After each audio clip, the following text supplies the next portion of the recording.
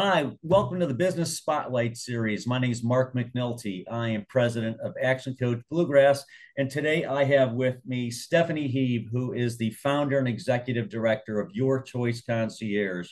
Welcome, Stephanie. Hi, Mark. Thank you so much for having me on today. Yeah, you're welcome. So today we're going to be talking about her business, her journey to business ownership, her challenges and best practices, and maybe share a little peek into what it's really like to build and operate a business. Now, if this is your first time on the channel, be sure to subscribe so you get notifications when new stories like this drop. So, Stephanie, welcome again, and thank you so much for being here. Tell us a little bit about Your Choice Concierge and kind of how this all came to start. Yeah, absolutely. So it is a service that provides hourly, flexible, administrative, personal, or virtual assistance. We want to serve as a delegation hub for people that need support, that need assistance, but don't necessarily need a full-time assistant or full-time support. Or maybe people that aren't ready to hire. It is a big commitment. We want to be that service that they can come to and still get that support without all that pressure. So the business started, it'll be 8 years ago in February. I had always been in the corporate environment and supporting CEOs and CFOs and people of that nature, and loved my jobs, love what I did, really passionate about helping people and making sure that they're succeeding.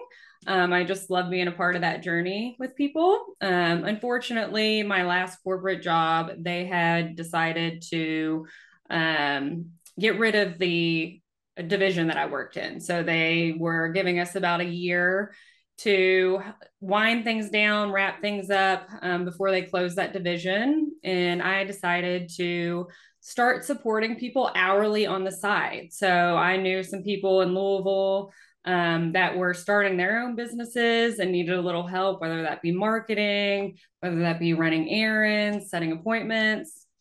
Just wanted to do what I could to save some money while I was kind of in limbo, deciding what I was going to do after this role. I had always loved my job, so it was super important to me that I didn't feel rushed into finding a new one. I wanted it to be something that I was still passionate about. I didn't want to wake up in the morning and be like, oh, I have to go to work. So it's just something that I was doing to ensure that if I hadn't found that right fit, that it was okay for me to have that gap. Well, come to find out, there is actually a really big need for people to have hourly support. So my clientele kept building during that year, and the time came for me to leave the corporate world. And I decided that I was going to give it a go and try working for myself. So this is where we are. Okay. Awesome. So, what are some of the most common services that people, you know, hire you and your team for? Yeah, absolutely. So most of our clientele, I would say the majority are small business owners and entrepreneurs. And we do offer personal assistance as well, but that's a smaller, I guess, portion of our clientele at the moment. But I would say the majority is that administrative support. So, that online research, that making appointments, returning calls, drafting emails, those types of things. And we also do a lot of one-off things. So people use us when they need PowerPoint presentations done, or they need help planning a trip, look into these tours and things like that. Just, it's kind of all over the board, but whatever people do not have time for, or really it's not their thing or what they want to do, we aim to take off their plate. So it is customized to each client. And each of our team members has a different skill set, a different background, availability, so that we can really partner our clients with somebody that's going to be a perfect fit. Okay.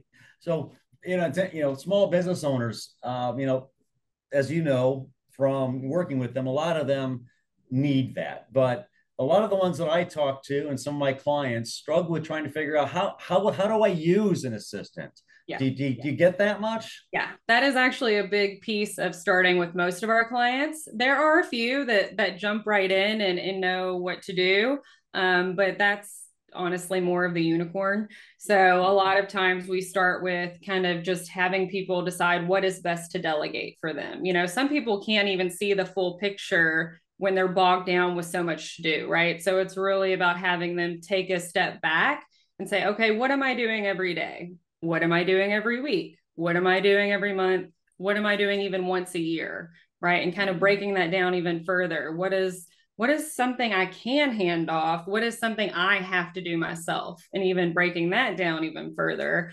so that we can really develop a plan as far as, you don't want to delegate things that you're going to spend more time explaining, right? Because that's not saving you time in any way, shape, or form. So helping them really discover what those tasks are and what are going to be most productive as far as, the time and the money. Okay.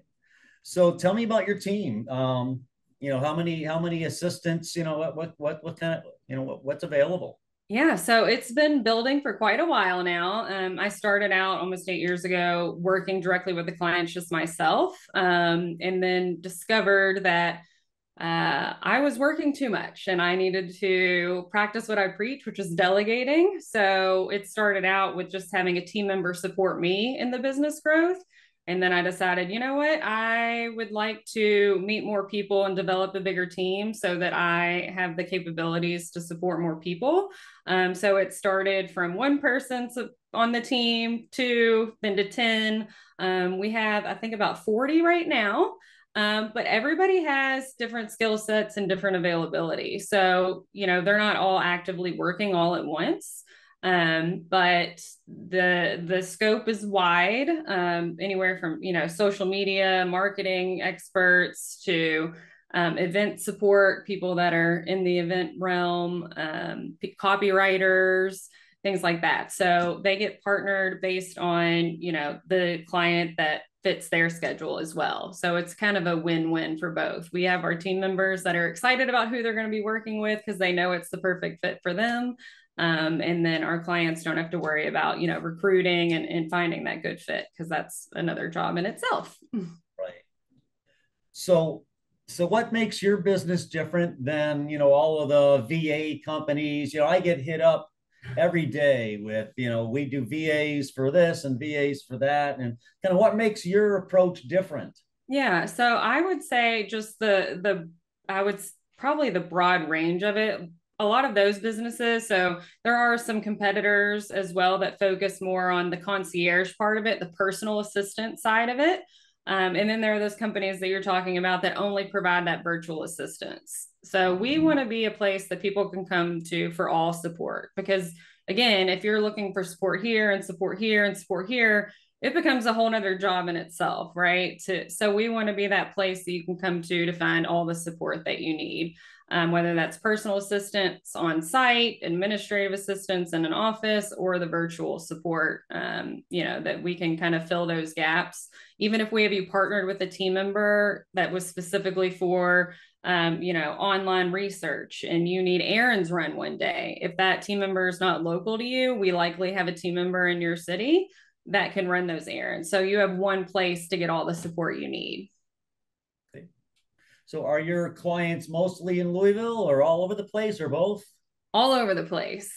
So I would say the majority, of course, starting out was in Louisville. I was going to, networking events and shaking hands. And then we kind of started branching out and doing advertisements outside of Louisville, finding team members outside of Louisville. All of our team members are based in the US. And if there is a client that comes to us and we don't have someone in their city and they need someone on site, if they will give us the opportunity, we love recruiting new team members and expanding into new cities. So we work with that client specifically on what their need is and fill that role. Okay. So like you talked about, marketing, so and getting new clients and advertising. So what are some of your ways now of getting new clients? I'm sure there's word of mouth is quite a bit, Yes. but what else do you do? Word of mouth is definitely the most important to us, especially in this industry. It is hard for people, small business owners, entrepreneurs, just people in general to trust someone enough to give over those responsibilities, right? Especially small business owners. It's their baby. It's hard, right? So a lot of times their name is on the business even. So it's hard to let go. When they've heard from a previous client, that we've done a good job for them and they've enjoyed our services and how much time we've saved them, it makes it a whole lot easier for new clients to jump in and work with us. Beyond that, we are, doing social media marketing, which people typically do these days. We also sponsor some events in places so that we can kind of get in front of people. And then we have our own podcast. So that kind of helps reach some people further away. Okay. So let's talk a little bit about the journey, right? Sure. You came out of corporate, you knew, you had some advance notice you were getting, so you started. So what was it that made you say, yeah, this is what I want to do? I think it was the clients that I was working with themselves. It's one thing to be in a corporate office and you're appreciated to an extent, but you're also a number, right? Like in this big world, and some people can see that you're making a difference, but when you're working one-on-one with our clients that genuinely like appreciate the support and can see that you're helping them with growth or whatever that may be, that in itself to me was just a game changer. It felt more fulfilling. And then as we, I guess, continue to grow, it also, I could see the fulfillment in our team members, right? Because they have the flexibility to kind of live their life the way they want as well, as far as building their own schedules and having more of that autonomy. There was times in the corporate world, I am a very efficient person and I get things done and nothing stays on my to-do list. And after asking, what else can I help with? That you just kind of sit there and wait for that 8-hour day to end, right? So it was special to me to be able to kind of, I guess, get people outside of that rut a little bit. Okay. So what were some of the startup bumps in the road maybe that you encountered that others getting into starting a business might encounter? Probably just learning about owning a business in itself, right? Like starting an LLC and then switching to an S corp, and then all the taxes that go along with it, quarterly taxes, and the difference between 1099 and W2, and really just learning about business ownership in itself was probably my biggest challenge to start. I spent a lot of long days after working just diving more into what makes a successful business and things that are required in a business, signing up for all the fun local tax state regulation stuff as well. So really honing into people that have the experience, I think, was helpful in that. Though I love my accountant, he has done wonders for me as far as making sure I don't screw anything up. Good. Yeah, when you've got a lot of part-time like that managing payroll and really and getting it right Yeah. makes a really big deal. Mm-hmm. So looking back, what's a memorable roadblock or hurdle that you had to overcome that just really sticks out that you could share? I think initially it was just about finding like the right software and business apps and things for us to use to make it a seamless transition after partnering clients with our team members, like how they're going to clock in, how we track our tasks and our time and invoicing and things like that. And once we found that platform, which we use Zoho. I am a Zoho partner because I love it so much. And it literally kind of snowballed the business into growth because we did have those processes and procedures in place at that point, which is huge. Okay. So tell me, fast forward a little, 2, 3, 5 years, what does it look like for you? I'm hoping just to continue to grow and to reach more people and support more people, and yeah, just keep putting our name out there. So Okay. You see a need to open up in other cities, or is the virtual nature of it make that unnecessary? yeah, so that's one of the good things I think about this business is that there is low overhead. If we go into offices, we go into clients' offices or Right. we meet them at coffee shops. So we don't have any physical locations and we really can be anywhere. So yeah, we have a Denver client, we'll get a Denver team member, things like that. Okay. So what's something that was the biggest impact on you and your growth as a business owner? I would say the processes and procedures, like really sitting down and saying, this is how this business is going to operate. These are the steps for onboarding for recruiting, for onboarding new team members, for onboarding new clients, and, just making it so that as we do continue to grow, I have that documented, I have it in place so that I can continue to delegate as well without having to spend much of my time, just having a clear business structure, and making sure that we stick to that model, and of course, change it as needed, and nothing ever stays the same, but just to have that general sense of the business operates in this way, and it's working like a well-oiled machine. So I think a lot of that I owe to sitting down and really developing all that. Okay. So I think that answer, the systems, is part of the answer to this question, but tell us a little bit about what's it like to have to manage 40 plus part-time. Yeah. So again, the system I have in place as far as, who's active, who's actively working with clients, who is waiting for a new client, who is, but yeah, I have it all in a system. So it's nice and easy for me. And really, it's just about building those relationships and keeping them. So checking in with our team members regularly, just like we check in with our clients, making sure that, if they need support, that they know that they have a team behind them.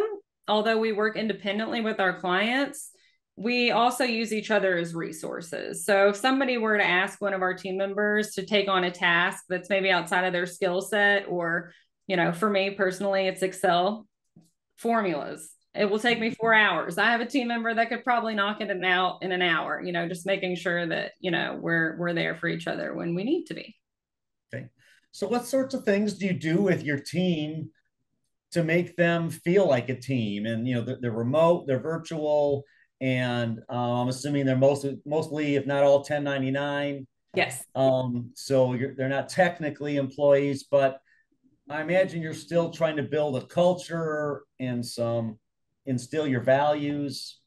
Yeah, it's just more, again, it is a pretty individual work environment. So it is just, again, about those check-ins. And if somebody wants to meet, we're definitely happy to meet. But really, as far as outreach goes, it's just those regular check-ins. And people, honestly, since the pandemic, really enjoy independent work, I've found, and kind of getting their things done on their own time, which is nice. Obviously, some clients have more deadlines and things that are more specific.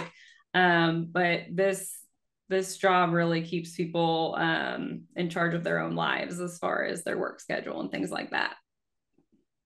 So, kind of last question about that, because this is it's a different type of business model that is kind of one of the business models of the future. So, how do you keep in touch with the clients to make sure that their needs are being met?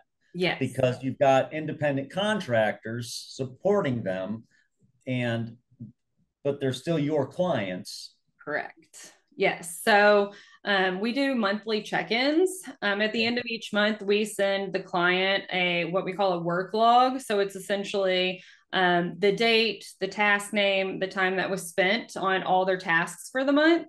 And at which point I'm also checking in to say, is there anything we can do to improve your experience? Is there something else that we can be taking off your to-do list, right? Because some people, once they start working with somebody, they're like, well, maybe Stephanie can't handle that.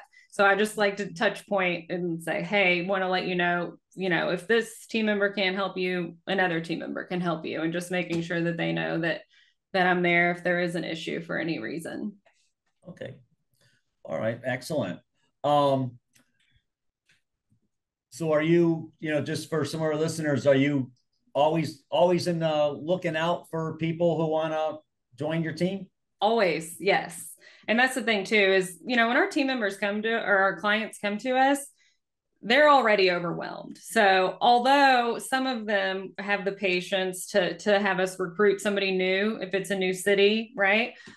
We like to be able to give people the option to get started right away. And we like to give clients more than one team member as an option as well. We have what are called team member profiles that we build out when somebody is onboarded. It's essentially their resume, but with all their personal details taken off. So it'll say first name, Won't say last name, won't say email, won't say phone number because then I wouldn't have a business.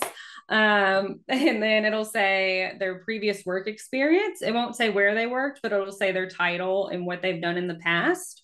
And we also have each team member take a predictive index assessment and put a little bit about that on their profile. And then at that point, the clients have the option, right? They can go through those profiles. We can set up a phone interview with any of the team members that look like they might be a good fit before they get started. I can also pick for them if they're overwhelmed. But the point is that we have them ready to go so that, they don't have to wait on us for support. So we try to keep our team member list stocked with people that are ready to start working. Okay, awesome. Well, we've covered a lot of ground, a lot of ideas there, and again, a little bit different business model, but kind of the business model of the future for a lot of people, yeah. Going this way. And so I've got kind of the last few questions here, and just kind of off the top of your head, first answer. So what is your key to success? I would have to say the relationships between the clients and our team members both, and keeping those relationships. We are a month-to-month service. It is a benefit, for especially small businesses and entrepreneurs. If there's a lull in business, you don't want to pay somebody to sit around and twiddle their thumbs, right? So with that option, though, we realize that we have to prove our value for people to continue to work with us and want to work with us. So just keeping the relationships and everybody happy, I think is one of the reasons that we've been so successful. Okay. All right. So what's your number one piece of advice for other business owners? I would say, I'm going to probably repeat myself again, but processes and procedures, just really knowing, what's the steps in your business, and it makes it a whole lot easier and ends up saving you time in the long run. And then of course I have to say delegate, because, you can't do it all yourself. And if you want to continue to grow, you're not going to be able to do it all yourself without handing some things off. Okay. So what's a book you're reading or listening to these days that you would recommend to other business owners?